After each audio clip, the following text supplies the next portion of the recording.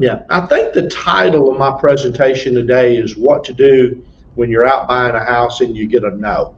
And Mhm. that's a big part of it. But to really set the stage, I kind of got to go into a few things before we really get there. But what I'm going to be talking about today is overcoming that objection of the no.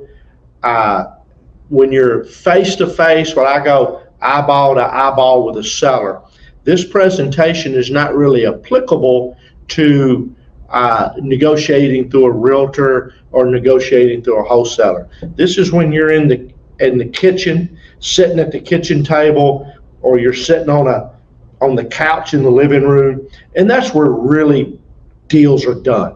Uh, I'm not going to say you can't get deals off MLS or you can't get deals through wholesalers, because you can, but to really what I call hit them out of the park, you got to be negotiating eyeball to eyeball, belly button to belly button. So the process really kind of starts, you know, with your screening of the potential seller. How do I get to this place? I corporate guy, left corporate in '99. That was over 1,700 houses ago, and so I bought 1,700 plus.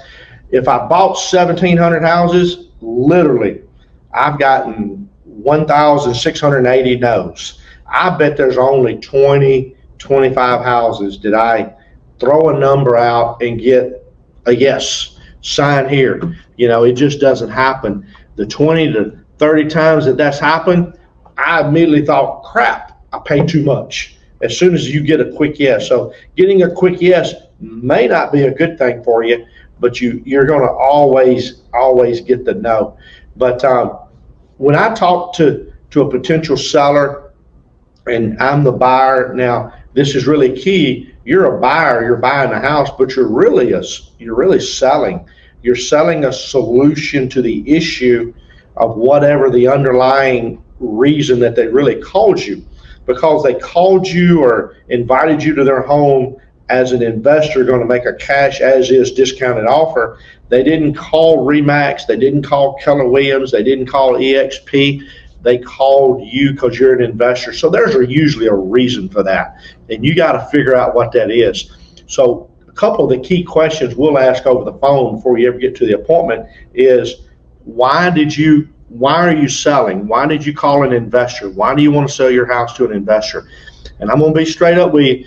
You get it over the phone, but you ask those same questions once you get to the house.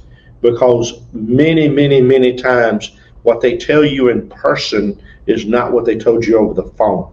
And that's really just crucial to your negotiation, you know, in this process, to figure out what's the real reason that they called you.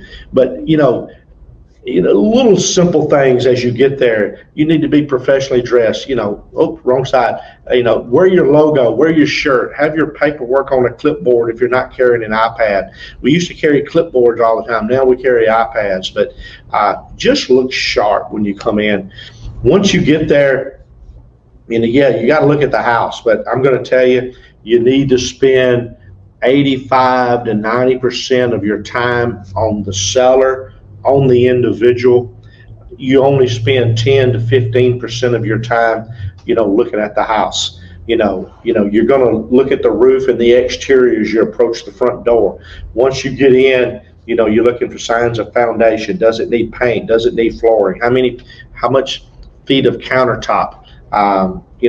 Is the AC working? You know, and you're taking these notes, but you're only going to spend about 15% of your time, maybe 20% of your time on that house. And what you really got to drive down to is to get to the kitchen table or to the living room couch. It is awful hard to negotiate, you know, a lengthy back and forth standing up. Whether you're standing up in the driveway or standing up in the kitchen, you know, if it's a vacant house with no furniture, it's a little tougher. I'll even look for fold-up chairs and things on the back patio and in the garage, or trying to create a little office. After Harvey, a lot of times, you know, we were on the fireplace, sitting on the fireplace. You just want them setting down so they'll focus in with you rather than switching and twitching all over the place when they're standing. And one of the cool things about being live is I always ask people, 3 or 4 people in the audience, give me your exact number. Give me your exact number that you made on your last offer, and I'll get 80,000, 120,000, 150,000, 300,000, and I'll say, okay, well, here's lesson number 1 right now about buying houses. Don't ever make another round number offer. Don't ever do that again. I will never make an $80,000 offer. I will offer $81,210. I'll offer $78,375. My rule is only 1 0 on the back of that offer. And I will do that almost always, eyeball to eyeball. So I'm not a hypocrite here. It's not 100%, and this will be the reasons why. Maybe I know, because they've already told me, because I'll ask how many people they've talked to. I've asked them if they've had a realtor come out, other investors.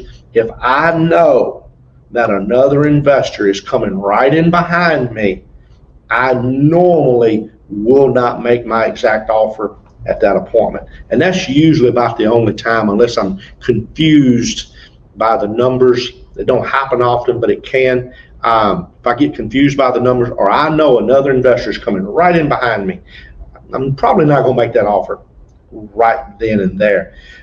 So that's one of the areas this industry's changed a lot over the years, is now they typically call more than one person, where in the old days we didn't know how good we had it. Usually they'd only call one person. But anyway, so the most important thing is you make that offer, and I'll say I go, $82,210 cash as is, and then do not move and flinch. I don't care what kind of reaction you get. But let's say you get the most common reaction, and that is, no, you're crazy. I can't do that. Can't take that. What are you thinking? It varies. It can be from very nice and professional, just can't go that low, to, get out of my freaking house. That don't happen a whole lot, but it does. But I don't care if you get that. You do not move. I'm digging in my heels. I'm digging in at the kitchen table or the couch, and I'm getting ready for warfare. And I say that in a kind of a jest, I think I'm extremely friendly and extremely cordial in these appointments, and you need to be the same. So, 80,210. So the first lesson here is, very quickly think these numbers in my head. They say to me, I'm not taking less than 100,000. I just made an offer of 82,210. My ARV is, say, 150. Let's say I need 20,000 in repairs. So I'll ask a live audience, what's the most important number from that point forward? I offered 82,210. They say they want at least 100, not going to take less than 100. I got 150 ARV and 20,000 in repairs. No one ever gets the right answer. The correct number is, if I do my math quickly, 17,790 is the key number in this process. I think I did that right. That's the gap. That's the gap between my 82,210 and the 100. That's the gap. That's the number I focus on.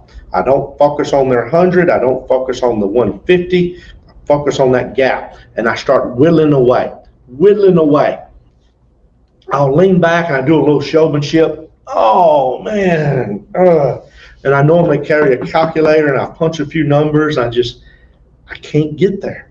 It's impossible for me to get there. Okay, then I start whittling away.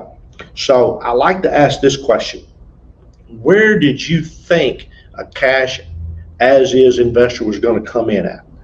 Where did you think I was going to be? And that's really not for me to whittle that gap. It's just for me to get into that mindset. Then I'm going to ask, if you don't sell to me at 82,210, what are you going to do? Okay, what's your plan? What's your game plan? And be honest with you, I love to hear the realtor. Okay, So I'll start punching the numbers, and I say, well, if you sell through a realtor, and I'm trying to keep them at that 100, they may go up on you a little bit if they're going to list with a realtor, but I'm willing on that gap. I'll turn my paperwork around right there in front of them, and I'll write my 82 210 on the left, and I'll write 100 on the right, and then I'll say, okay, how much you going to pay for this realtor? And hopefully I get the number 6%, 5%, something like that. So I'll take $6,000 off. I'll say, hey, my number includes paying all your closing costs. When you go through a retail buyer, you're paying closing costs. That's another $2,500. They're probably going to ask you for a home warranty. That's another $450. Are you going to do anything? You're going to clean up, do anything? And if I can get them to commit, they're going to do a little something. I'll put a number for that, for a little bit of cleanup and a little bit of miscellaneous repairs. And then I hit them with something they don't know about. I said, have you ever heard of seller contribution? Because I'm telling you, when you put it out there on MLS, every retail buyer, their agent's trained to ask you for help with closing costs. And you have to do it, or they're going to go down the street and offer on somebody else's house. It's 3 to 6%. And so I'll knock off another $3,000 to $6,000. And I just keep whittling and whittling and whittling that number down. And you're never going to get it even. You're not. But you get it as small as you can get it. And this is one of the most high impact statements I've ever come up with. And I use it almost on every appointment. And let's say I get that original $18,000 number whittled down to 10, 9, 8. You never get all the way there. Then I'll say to them, I'll look them right in the eye and I'll say, we're a lot closer than you thought, aren't we? And once you do that, you almost, if you've done it effectively, you'll get it, an acknowledgement of that. And I'll say, do you really want to go to that trouble, have an unknown on time? You can contract to sell. It busts out. Believe me, it busts out all the time because it happens to me all the time. Most frustrating thing you can do is be under contract, have you think you're getting ready to close next week, and the buyer, either for whatever reason, bust out, the mortgage bust out, something happens, it kills the deal, and you're back to square one. Do you really want to go to this kind of trouble and uncertainty over 8,000 or 9,000, wherever I got it whittled down to? Do you really want to do that? You get a lot of good feedback that way. Do you want to go to that trouble just for this little bit? Because we're so much closer than you thought. And another thing I'll do is I'll go, and I'll take my calculator and I'll punch it a whole bunch of times, and I'll grimace and look and stare at it. Most of the time I'm not even punching a number that I'm paying any attention to. And I'll look back across. I'll say, I'm at 82,210. I'll go to 83,470. Now that's a weird number, and that's what I highly recommend. I may move $10,000, but it'll take me 7, 8 repetitions to get there. So I whittle that gap down just a little more and give a little, because I've got a pretty big margin in my first number to make some money. So I can whittle away and take my profit down a little bit. And then if that don't work, I'll hit it again and hit it again. I go, okay, I'm getting close to my ceiling here of what I can pay. I'll go 84,870. And I'll do this multiple times and just give a little, and then I got that gap whittled down even more. And look, I said, do you want to go to that? We're only $8,800 apart or whatever, the number is. Do you want to go to all this trouble? So that's some of the things I do. The other thing I do pretty well is I got it from Pawn Stars, PAWN, not porn stars, Pawn Stars. The story out of the reality show out of Vegas, where they're negotiating all day long. Sometimes and this really works really well on a lower end house with an unsophisticated seller. Same scenario. I've offered 82. They're at 100. I'll just punch a number without going through all that and say, okay, I'm at 82 something, they're at 100. I go, okay, 83.5. And I hope they come down to 96. And then I'll do like the Pawn Stars guy does. I'll go up another very small, and I just keep inching up right there in front of them with a calculator.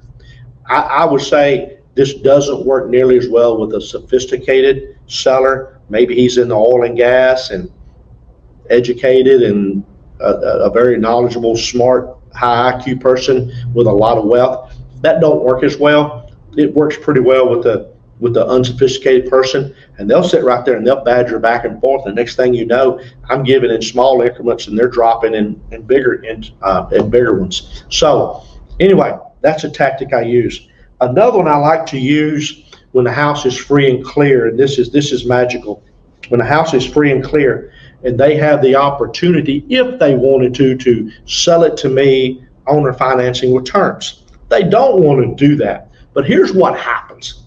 Let's take the same numbers. I've offered that 82,000 and change number, and I get this hard reject, but they're staying at 100.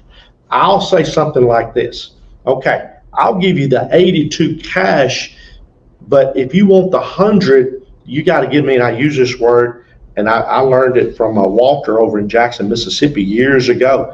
I said, okay, I'll pay you 100. You got it, pay you 100, but I need some time concessions here. I need to have time to give you the 100. So I'll give you 10,000 now, and then I'll give you 900 a month for 100 months. Okay, so I give you 10,000 now, 900 for 100 months. That's 100,000, right? And again, missing the live audience here, I'll say, what did I just ask for? And the correct answer is a 0 interest loan on my note. That's what I just asked for. Now here's the reality.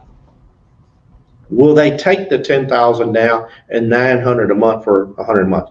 Usually no. Okay, usually the answer is no, they won't do that. But what it does is psychological. Okay, it takes what I call the sting off of the low cash offer. Takes the sting off of it. Okay. You're not going to get that owner finance terms. Well, you might, and you need to be prepared for that. But most of the time, they're going to go back because now they're thinking that 82 is not as bad as it first was because they can get it all now. That's a tactic that I use a lot. We don't have time to go into subject 2, but a lot of times what I'm really talking about here is I make multiple offers. If they have debt, you can counterpunch, what I call the counterpunch with the second offer, offering a sub 2. And again, and sub 2 is wonderful if done right. Most people don't do it right. It's a way of giving them an option without painting them into a corner.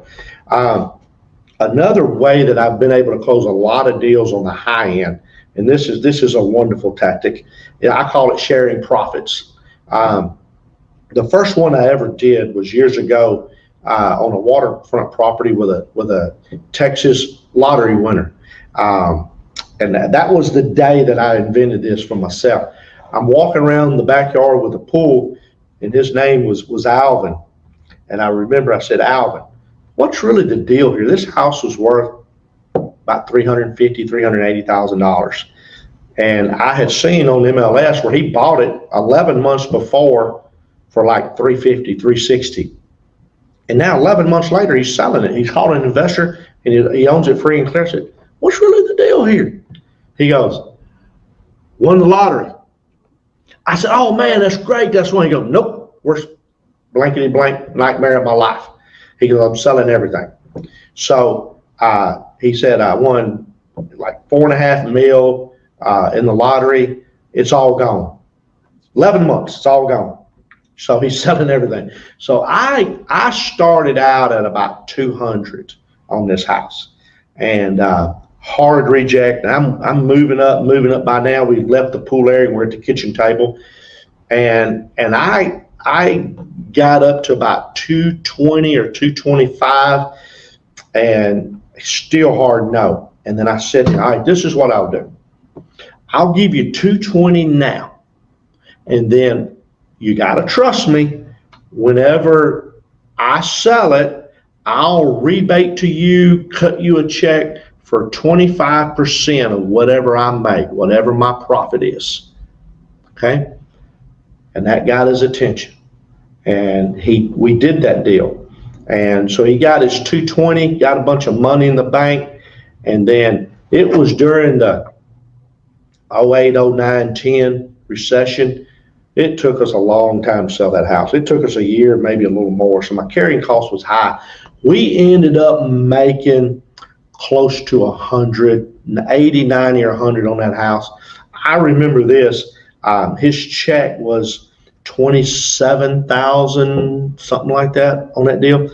And this was now we're a year past, and he came into my office right here, and I had him at $27,000 check, and the man cried. He said, I didn't think I would ever hear from you again. I didn't think I'd ever see another penny. And we did it. Since then, I've done that repeatedly, and it does not work as well on the low end. It works really good on the high end. So that's the thing. Going back, I used a word called psychological. That's the key when you make these offers, 82,210 rather than 80, rather than 82. It is psychological, meaning when you offer 82,210, they think, wow, he calculated right down the dollar where he's got to be on this deal and what he can pay. If you pull that round number right out of the air at 82,000 or 90,000 or 350, they think you just pulled a low number out of the air. A lot of them think that. So it's really psychological. How am I doing on time? I don't know.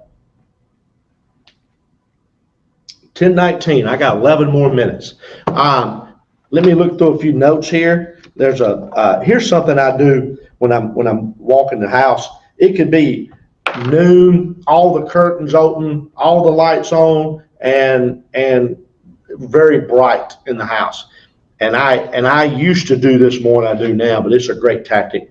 Take a high beam spotlight or a big flashlight, one of these big Black Max flashlights, and every time you see a blemish, crack, dirty wall, carpet worn, just shine it. Because usually they're going to walk through the house with you. Take a 4 or 5 foot level, put it on the floor if you see there's foundation, and let the bubble move on the level when you lay it on the floor, and shine it with your light. You don't need the light to see it. The point you're emphasizing, hey, Mr. Seller, I see blemishes. Okay, there's blemishes here. There's problems here. Without me having to verbally attack the house and maybe rub them wrong that I'm being abrasive and they don't like that, visually, boom, boom, boom, boom with that light, and you just stop and write. Put the light under your arm and write. And they're watching you do this, and it's telling them discount. It's telling them he's got to spend money on repairs. And I have found that to be a very, very, very effective manner of showing those things. I've talked about this a lot, eyeball to eyeball, unless that's for the offers, unless I know I'm there at 2 o'clock and they've already told me they've got another investor coming at 4. If they tell me another investor's coming right after me, I tell you the truth, I string it out as long as I can. I want to see who's coming. Well, I know a lot of people in the industry, and a lot of times I go sit in my truck and run some numbers and make some calls and wait on the other investor to get there. And other investor says, "Hey, Joe," I want Joe to know I was there.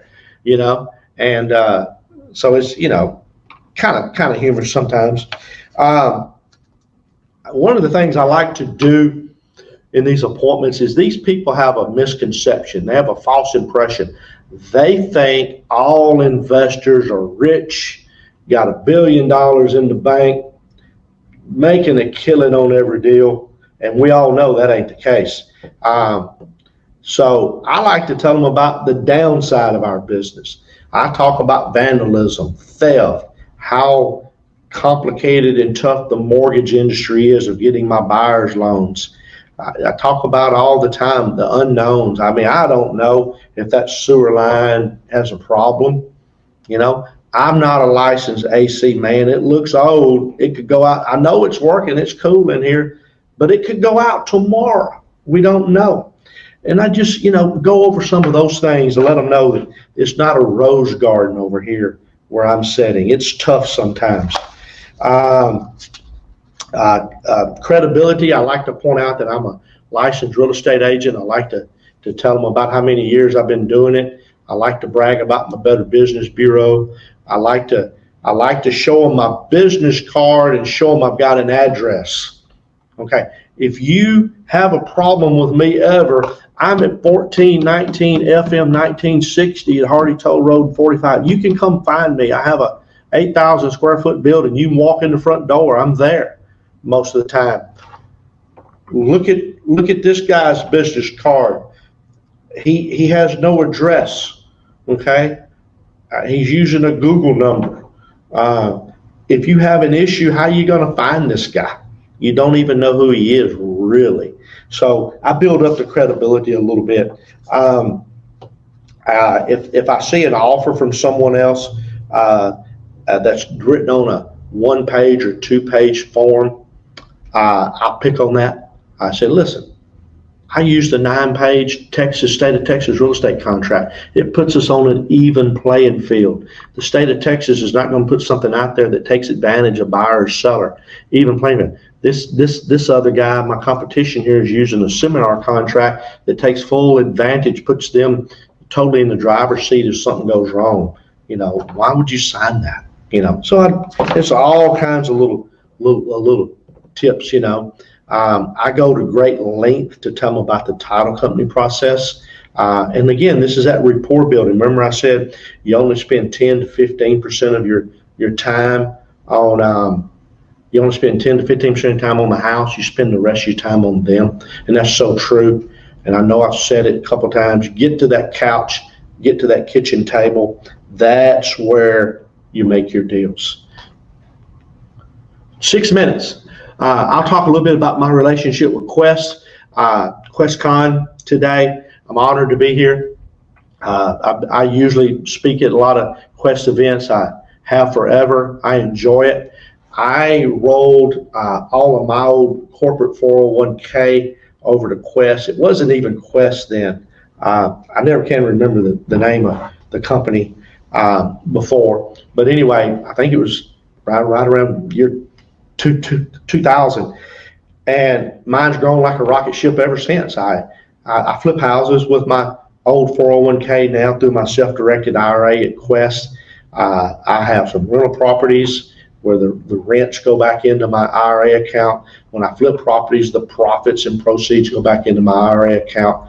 I have bought stock in companies. I've got stock in 3 local banks. I've bought notes. That's a wonderful one. I bought real estate notes, and the payments go into the IRA account at Quest. I bought land. I bought timber. Bought a lot of different things. So for you folks out there that don't have a Quest account, you need to get on this rocket ship and build that IRA up, because you can't do it out there, buying stock in blue chip companies at the rate that we've been able to do it investing in real estate. If you're new to real estate, just get educated. Go to all of these events, whether they're virtual or hopefully we'll be back in person soon. The Jet Lending has a huge event monthly. We're famous for it. We averaged over 800 attendees per event last year for our monthly meetings. We only had January and February this year, and then COVID hit us.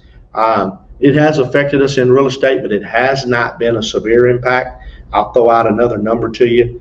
COVID Monday, I called it March 9th. Yesterday, I circled on my calendar and I wrote the number 25,044. 25,044 is written on my calendar. COVID Monday the 9th, and I know that's when it was because they canceled the Houston Rodeo on Tuesday the 10th. Wednesday and Thursday of that week, they canceled the NCAA basketball tournament and the NBA and college baseball. So that's when it happened. But 25,044. That was a number of active single-family homes on the market that day. Today, there's almost exactly 3,000 less active listings today. So we're right at 22,000. I would have lost that bet. I would have thought it would have gone up. The point being, real estate is healthy here in Houston today. That number coming down means the demand is higher than the supply. That helps us on our sales. Doesn't help us as much on our buys, but it helps you on your sales once you acquire property. So that's a good thing. Interest rates are low. That's huge. The only chink in the armor, I think, is unemployment. That's our something we have to watch. Jet lending, we can loan you money for your flips. We can loan you money for your small commercial. We can loan you money for long-term rentals. That's the long-term rental financing is taking the biggest hit in our world. A lot of those people ceased operations in March. They're just now coming back around for us. And that's what I call the non-QM Wall Street money. It's slowly coming back. We have a huge relationship with a huge group of Quest clients, a lot of them that don't have money invested in real estate. They got it, what I call on the sidelines. We have a huge group of Quest clients that loan their money out to Jet Lending, and we loan it back out. We make the spread on it.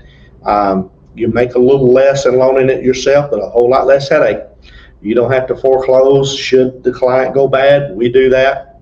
If our client quits paying us, we keep on paying you.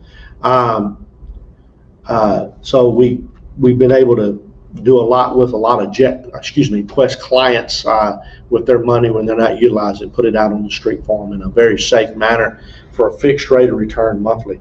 But anyway, I think I'm just about running. I don't have time to look at my phone. I'm out of time. Eddie Gant, Jet Lending. I hope you guys found this educational. I love doing it. And we're buying a house, not a bag of chips. Great stuff, Eddie. I don't know if that's a positive or a negative. But do I ever make an offer over the phone by text? You know what? I do. I do a lot more now than I used to. I like to go get eyeball to eyeball with them. That's where you do your deals. But yes, I will make an offer over the phone, mainly over the phone, text maybe. Do a lot of follow-up with voicemail and text and stuff. You know, we didn't touch on that, but there's gold in old offers. 40% of my deals come after 30 days of being in the house. So you follow up. What do you do when the seller does not like your offer and says they're going to sell to another investor instead of a realtor? I start battling credibility when I'm going against another investor, and I would never talk bad about any individual. I really build myself up. You know, Better Business Bureau, you can find me. I'm 1,700 houses. Here's my title company, call them. Here's my banker, call them. You know, you're dealing with somebody here that's going to treat you right. The realtor, I'm preaching the unknowns. How long is it going to take? If you get a buyer, that don't mean it's sold. You're 40 days away from getting your money. If they close, you got to go through inspections. You got appraisal. You really want these people in and out of your house? That works good with the elderly. Preach that. One thing I didn't mention was it's always about the money, but there's a number 2 and a number 3 and a number 4 reason. Find out what those are, make them happen. Make sure reason number 2, reason number 3 happen, then that softens your discount on the number 1 thing you're offering there. Okay? So throw something else at me. What do you think? Hopefully that was good. Everybody thinks it was like really helpful information. I think you gave some really great tips for everyone that's watching here today. So thank you so much for joining us. See you go. Here are some of the comments that people are saying. So great presentation as always, Eddie. We can't wait till we start doing our live events and have you in person again. Glad to do it. Thank you. I'm looking so forward to getting back live with everybody. Hey, don't let COVID shut you down. We're doing a lot of deals. Yep, absolutely. Have a great weekend.